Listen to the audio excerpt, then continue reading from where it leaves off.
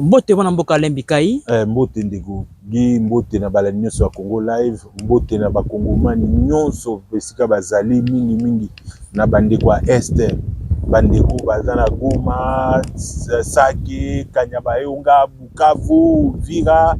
Non, toza de cœur avec vous. Biso ba kongomani, ba vrai congolais, ba patriote congolais, tobike bobangelo kote, tobosani bino te. Tozo sambela pe pona bino. Tozo sala nyonso esengeli polobi tokutana kimie kotana kote kuna mage moyina koti na mboka tolemba te kobanga et dominer biso te. C'est l'occasion ou rien ko défendre ou ya ko se libérer. Tokufeli batu mingi babomi biso pe mingi lelo na Bukavu to bomana bana mike ba famille nyonso na nazo compatir na ba famille nyonso nazo bisa bango ke toza de cœur na bango eza occasion o wapi biso tout ba kongoma il faut to telema toza na bomoko. Merci beaucoup na mboka Alain Bikai. On a ce message ya patriote na ba mboka batolo partenaire mbonate patriotique plutôt na mboka Alain Bikai bolibo na santé ya République démocratique du Congo actuellement. Ça se passe comment? Parce que mboka comme na inquiétude makasi na niveau surtout partie est mboka na biso to éviter à chaque moment mboka c'est dit à quoi? Non, complot est total. Nenge moko ya basage ya mboka ba politicien mboka loba complet total. Pendant que nous étions ici, totika na makambo o non partage à pouvoir biso nous les ressortissants de nous bonabo tobosani le vivre ensemble. C'est notre existence comme une nation, comme un peuple. Toké na ba futilité, ba politicien. Parce que moi j'ai toujours dit que le malheur de ce pays, c'est sa classe politique. La RDC est une classe politique médiocre. Des égoïstes, les gens qui voient que leurs intérêts. Si les lokuti mutazo diriger mboka, mais azo quand ça terme, il y a régionalisme, il y a kotunganda kuna mboka na bango, il y a kodominer na mboka na bango tika leader, mais asa il a kabato mboka na bango elokote. Ces gens-là, au lieu de jouer rôle à Bango et de sensibiliser la population. Parce que Makambo, tous les gens lelo, biso batokwa biso boy, chef de l'État déjà ebsa biso. Nous avons des minerais stratégiques. 60% ya cuivre. Il y a ba minerais rares, où ils ont recherché dans le monde et en mboka na biso. Chef de l'État à l'époque a ebsa biso que à cause ya Makambo na, à cause ya ba minerais rares, ba minerais stratégiques, ba wa sala biso guerre pour na. Ba Congolais pe mutinga ça comme rappelé à l'époque République des inconscients. D'ici là nous aurons la guerre de l'eau. Guerre à ba minerais so style to guerre à maï. Maintenant biso ba Congolais ce que fait to tika la ka bongo, to tika na distraction? Non. Na ko biso ke mboka ezobela, mais na moni bande ko na concert à Wera. Bato balobela ngote mboka na guerre. Mboka na guerre, bato se mobiliser pour ça ba marche, mais nous avons vu nos frères na concert à Ouera na Paris, ceux qui na arena, bato baye bazo bina so comme si rien n'était. Na éviter bango ba Congolais bazai concerné na likamona te. Allez alors que ce jour-là, on a na Bukavu yinda. Au lieu de mettre pression, au lieu de se mobiliser partout Congolais zali, atemelika mamboka. Na moi peut-être batu ba ko ndeko gi, ba ko ntseke parce que balo bakaki. So qui me sapezo be les gens autres mobilement to capacité. Exactement. Mais ba Congolais c'est comme si il y a des gens qui croient que makambo zo le kana est talika Tshisekedi na famille na. Aujourd'hui, je vais poser une question. J'ai réfléchi sur ça.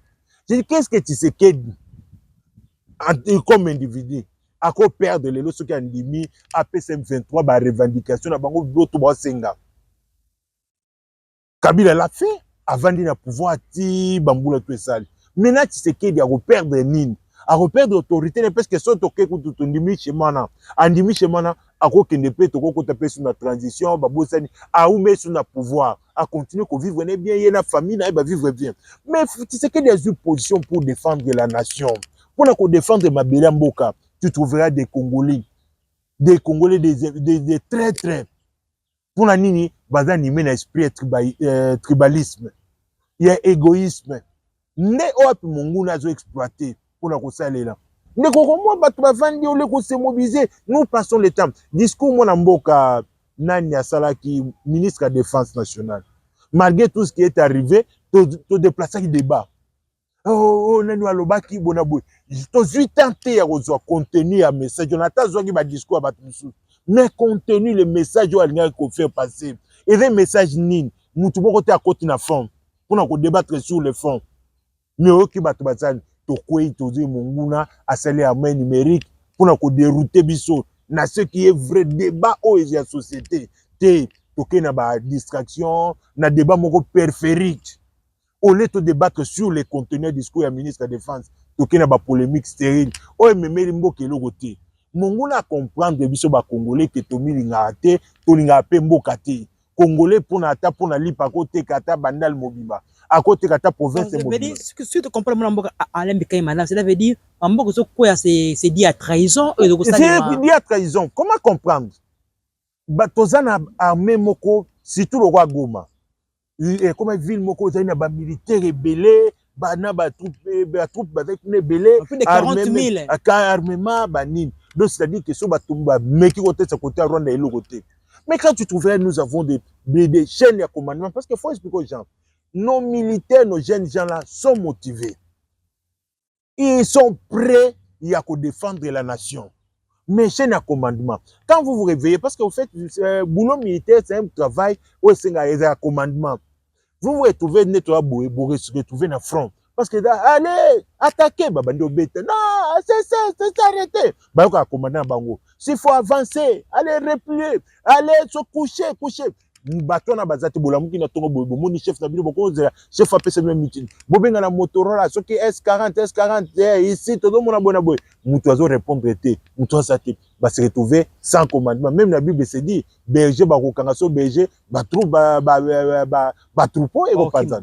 Mais c'est ça ce qui se passe à l'aise. Comment comprendre nous avons des généraux, nous avons des commandants de bato bazo tikana minduki tout moi basona na biso bazozonga bazo replier na minduki na maboko na basasi o batika ko beta te batika sa te même ngab de tana Goma chita Goma comment bako tika bato bako ba jeep na ba 4x4 même ko saboter ngo tata ko tumba ngo te bazu batika ngo nyonso mana ba contact ya place batiki na ba masasi batika alors bako jeter ngo tana mai pona monguna se servir na ngo te.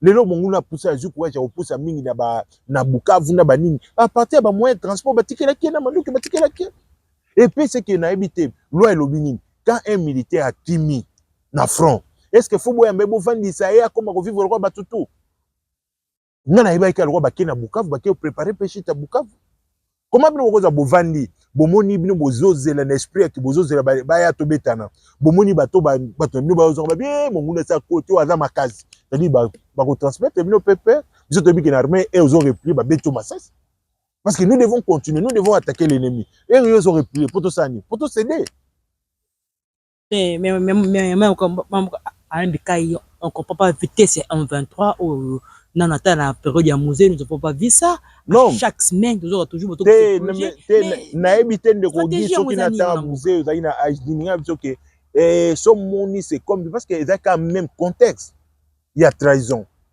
et ça m'a rappelé presque bazo bundate mais bato ba confondre na temps mais je crois bien que aujourd'hui les Congolais ont déjà atteint la maturité notre musée différence c'est que bakuta ki régime en place c'est qui déjà à l'agonie bazaki déjà balembisa ki bango na opposition ezaki chapeauté par Etienne Tshisekedi wa Mulumba UDPS banini basi balembisa Mobutu akima Kinshasa kina vana la Kawele et ba profiter na temps mais tant nous avons un régime élu démocratiquement basé na confiance à la population et cette population a condimaté que va violer va voler victoire n'a été ouais manifester en décembre 2023 non ne vous en faites pas non wana les bienvenus wana eza manipulation toyebi pe ezaki match nini ya équipe non équipe ce sont équipe ya batraite. Oh, équipe de match au Baïma na 16e match année ce sont des jeunes gens manipulés ba pesi quelque chose de pas battre il ne faut pas trahir le Congo pour na lipa pour na nini comme bato biso bato tozalaka à l'époque il y a un musée to mona to perda ba généraux na mboko bien formés par la république investissant mbongo ebele na kanko kolokene ba commando tozaka na bango bazo benga bango ke boya ko répondre ne ba benga ba na stade ba bando bete ba masasi na kanko kolwa na qu'on n'en parlons même pas na kitona mais les lots généraux ni na kondimo comme général okomi bondi ma mutu moko aye abimi watata niveau note elenge moko boya aye abiso kekita okomi pamba bango tu bakoba komanda bakomo diriger bango. Non, je vous dis na lobi o mona na katanga na katanga eza munene eza groupe moi ba jeune dia ba individu o baza ki manipuler. Mais Congolais aujourd'hui ne veut pas accepter que Rwanda est redominé. Baza dominer na ba Rwandais ba beta bango fimbu basa bona boy. Mais bateau yango na zo bisa bateau bazalaka na tango ya ba Rwandais ba expliquer ba jeune o ba botami. Qu'est-ce que nous avons subi dans ce pays roi la capitale? Humiliation. Moi j'ai failli mourir. Pour la nine, bakadogo bakota le roi bamso bana otika mokonza bango pembeni na lopo na biso bazo luka mwasi. Biso tozo beta bale na biso na balaba na baninga. Bale na ke vers bango. Na moni azaki na tendance à comme na posa ya obeta na biso bale. Mais le roi azali na mundu ki ayeba ke babano benga soki afande na bango ko permettre bango te bale ke vers bango akangi bale. Et tout est poussé quand neto vandi neto sa biso bo bale e pembeni na telemia. Que soda na akangi yango na talinga bi non. Na bien zani ngala ke oboto la balo. A charger mundu ki baninga balo baninga biso ba temi chance na l'époque ezaki mokonzi bango na bimi. Et ayoki bato ba ganga libanda bimi nini. O ngala biso ballon na nga ballon to beta bale na biso eye vers bango esale lokote ya kangi. Nde bano gangere ko yo kangi po ani. O nga pe na besoin tozo yango. Nde mokonzi bango bano gangela bango koti wana mutu aki. Tout le monde a quitté ce comment ba ridiculiser basi ba ridiculiser ba papa na biso ba boma ba congolais ba iba biloko ba tout et que na Rwanda l'histoire se répète toujours. Non et qu'on se répéter histoire on est c'était qui biso mais tout est-ce qu'il y a des non combattre les autres il y a des n'importe manière déjà na donc ce que ouais samina est ouais samina Bukavu ouais samina nini on est sama na maniema te ya on est sama na Katanga te to est sama na Kinshasa te détrompez-vous surtout na Kinshasa surtout na Kinshasa na ebiso ke kokanisa te ke ozoloba ke ezosalema ne ozoba oza à la porte ya Maniema bato Maniema baza prêt pour c'est des femmes monde qu'on a dit pourquoi Butembo tile loko ete lubero tile loko ete point voilà les gens o basi ba comprendre que le photo kufi mingi bande ko banande bakufi belé na makambo beni babane ko bomba bango parce que mabele bango ndem teza visé mais ba M23 mekaki azoke loko nae Congolais doit atteindre la maturité que notre existence est menacée. Tokotika mupayate ko dominer biso na mboka biso te. Il faut to soutenir ba FARDC. To pesa ba soda biso moral. C'est là où je condamne. Na mona ki vidéo moko na Bukavu. O bande ko ba soda ba ko bazaki quelque part, ba jeune moko bazo kende ko latisa ba banguna. Bazo beta ba ko na biso na massage. Et ça la inga passe. Et ça inga passe bi tina niveau bo trahison tina niveau bo très tina niveau bo point. Ba Congolais faut boter to banga te eloko ezate koloba te ke o esamaki na tango contexte que seni na ebisho a na lobi esamaka na tango mze tozaki na régime bato mokonzo bato baso alembaki mokonzo bato bavotaki te atika na pouvoir ta mulai bato baso alembaki banyaki akende mais contexte eza on a te aujourd'hui nous avons un président élu par la population élu par parlement moko élu o azana baza confiance à population là où moi je condamne c'est non on a ba leader à STT. Comment comprendre est ils menacé? Mais neba validé bazaka pour partage de pouvoir. Neba to bimi qu'il est majoritaire et il est dans l'union sacrée. Mais ba membre union sacrée. Oh pito mona bango ya partage de formation gouvernement ou te foko banga soko séminaire yo yekuna bato ko telema kotala bona boye. Mais et le côté déclaration mon côté un président d'une grande institution de notre république annonce la chute. Il y a vu la Bukavu avant même que Bukavu kuya. Pardon? Annonce la chute à Bukavu avant même que Bukavu kuya. Et puis discours moko, il y a des espoirs, il y a des mobilisations à ba troupes. Quoi annoncer la chute à ba localité. Mais on l'a atteint sa population à benga base naïve que botelé ma bo défendre ma belé, bo résistance ça tout à ndenge mwana mboka bicha pe bemba. Yamana na ibsa battu so yo bemba bemba tembino bemba ngati lelo nataka ke na misu peut-être battu so batala ke na hote. So natali vie bemba ko nango vie bemba ko na vie pas cité akoli na vie akolala nzala te ayebi ne balukaka ne ba ne na tongo bolamuki bozo le ali pati bemba na politique pour na ko résoudre ba problèmes sociaux na été. Pour battre sur les lots, on comprend pas que na M23 tout ça que M23 habite azuko po eroya azope po ça son balopango azope mbongo mais bemba koti pour na ko défendre mboka moi na mboka na makambo zo sala lelo ndeba leader belé sengé ba sala bemba tiki bureau na climatisé bemba tiki akolo ba peke wo nga pe na simple ministre c'est que des pesa primature té c'est que la sabona beauté mutu ayebi ba nje mutu azaki na front mutu sala guerre azo yebisa biso ke to défendre mabele, mais je vois nos frères, nos amis négligent ça. Bavandi, bamsukutuna bato ba bénéficier. J'ai posé question à un député pour lui dire, tu crois qu'un 23 baye, ba Rwandais ba koti na Kinshasa, bazui ba régime yo kotika député. Ou continuer à bénéficier na ba avantage tout bozo. Bazo no ba récupérer. Parti les autres fonctionnaires kuna. Ba petite société civile, ba jena ba mouvement citoyen bando sa makele le bonabwe. Bango na ba bikutu ba yo kateso ba yo ki pas. Là, je m'incline aussi devant la mémoire de notre compatriote, l'artiste, ceux qui n'ont pas bouma qui n'a goma. Les gens là. Les gens qui ont été préférés, si vous faites la tête, c'est que les besoins qui ont l'accès sur la violée, mais comme beaucoup de pour bien discipliner, qui va être en pleine journée. Merci beaucoup, Mme Mboka Lembika. Et tout qui est comme ce côté la gouvernement, c'est qu'il y a dépassement budgétaire, bon, état dépense dans la capacité, dans la carte d'institution, de ce que mon voyage, ou quelqu'un ministre, parce que dans Ngambo ya Suisse, ou écouter mon solo tellement ébélé. Mais on a payé les camarades profiter sur le gouvernement. Pourquoi le gouvernement Tikali, n'abiso ba Congolais toujours vivre quoi toi dans contexte normal. Na ba émission dans le bas dans un contexte ya guerre. Na contexte ya guerre ba se comporte à loi n'unité au bonaboué. Nous devons nous réunir pour réfléchir comment se défendre et s'organiser en force d'autodéfense populaire de Moussa Salaka.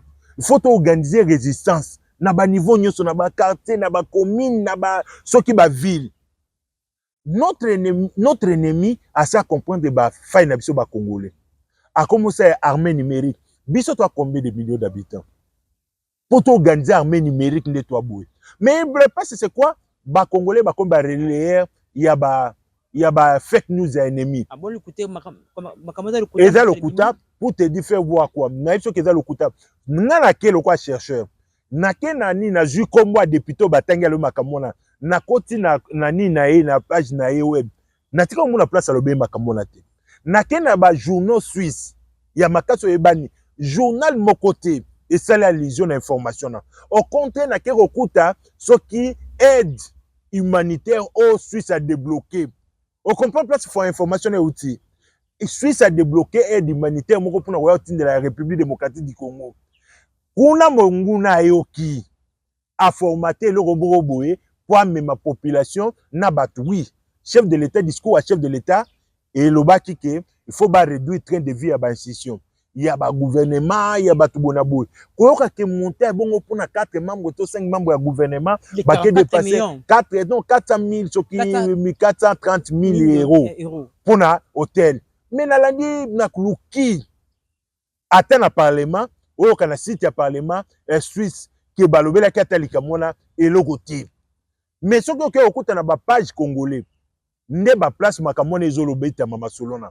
C'est-à-dire que monguna kana stratégie na ye ya kokabola biso ya batu ba baye balobake c'est que d'ailleurs c'est biso que to ndima effort de guerre bonaboé bango batu ba ke dépenser 400 000 Olandi ministre de finance bavanda ta kuna Davos te bavanda na mboka moko ezali pembeni hôtel $85 to 85 euros nde prix à hôtel. Mais comment dans 4 jours, tu vas dépenser 4 personnes ou 5 personnes, va dépenser 500 $, ceux qui 430 $.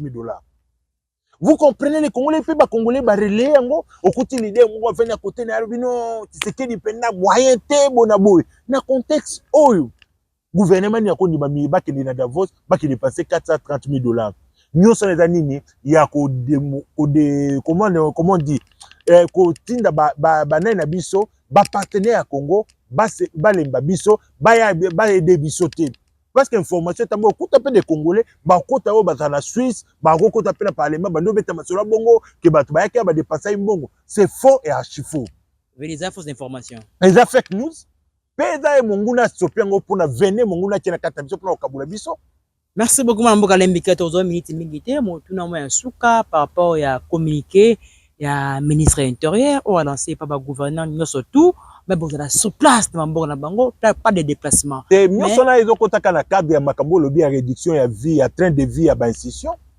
Parce qu'au moment où le pays traverse, c'est cause des pays gouverneurs. Gouverneurs, le roi gouverneur, par exemple, le roi gouverneur à Kassai Oriental.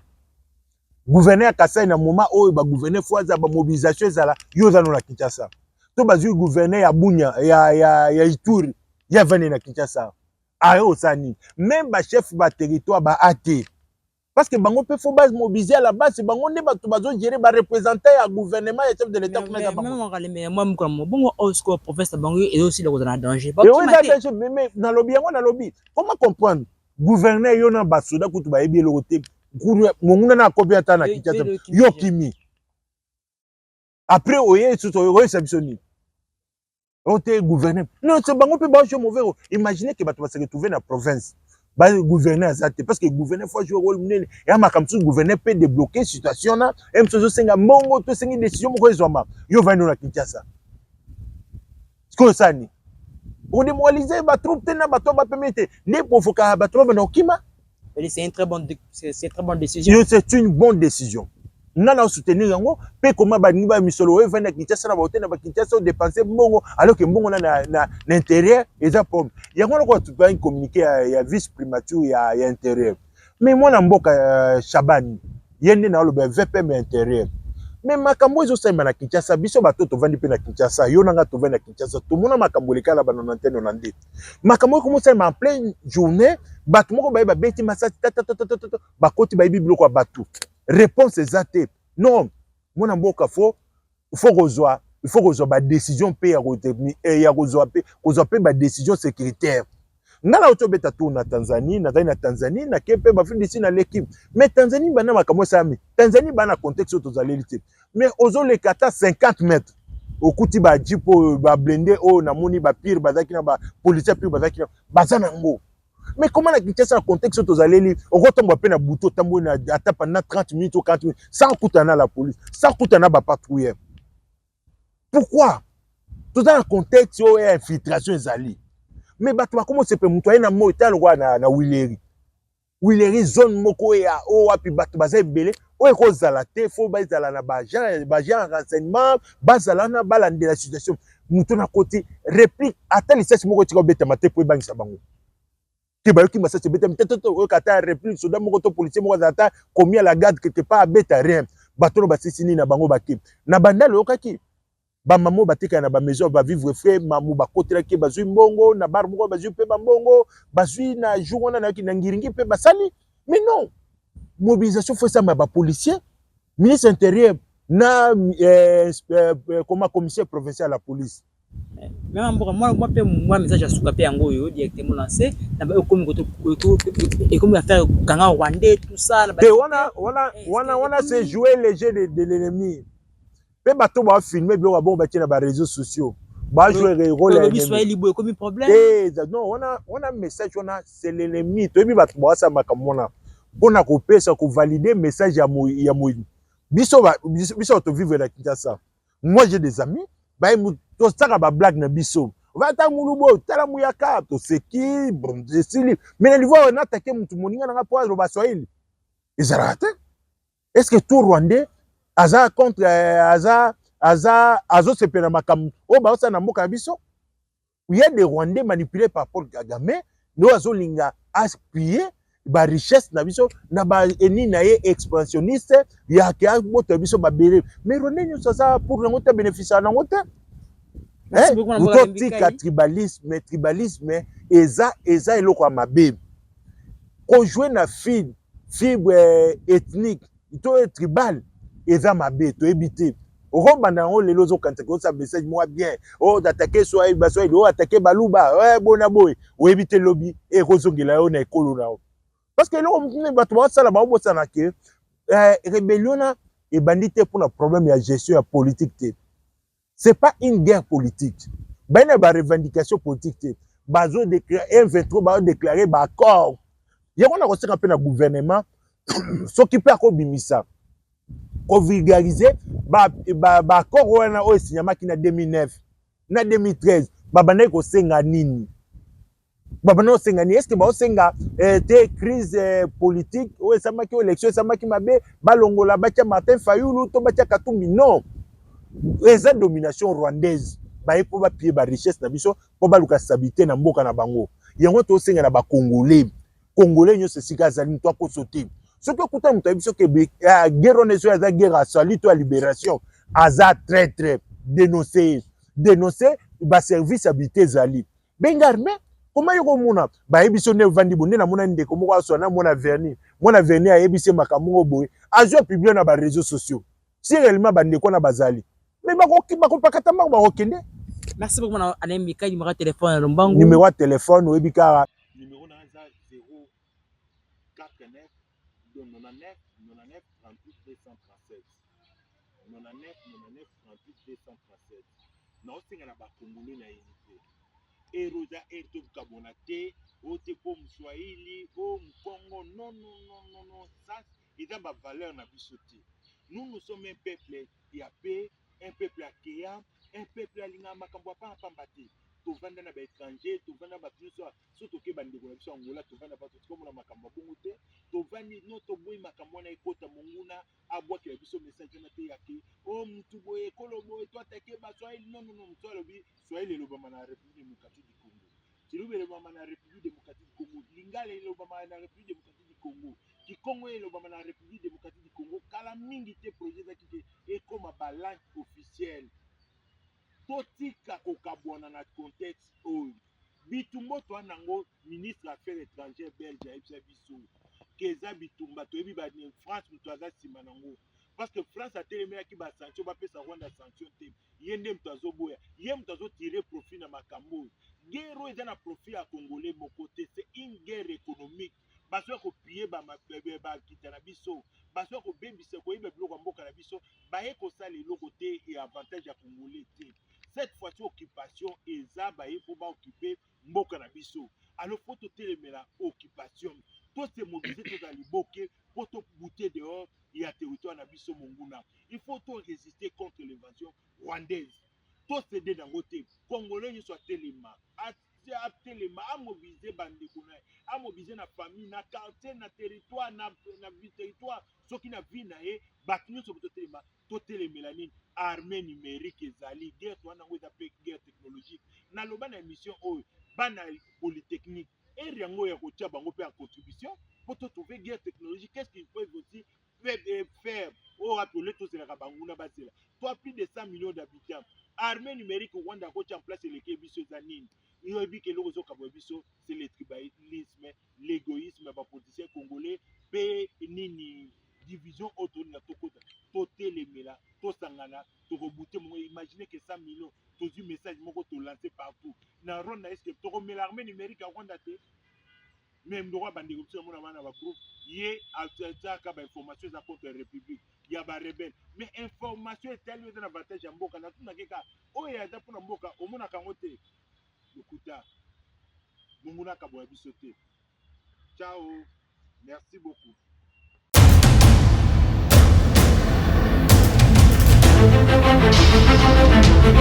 Audio Jungle.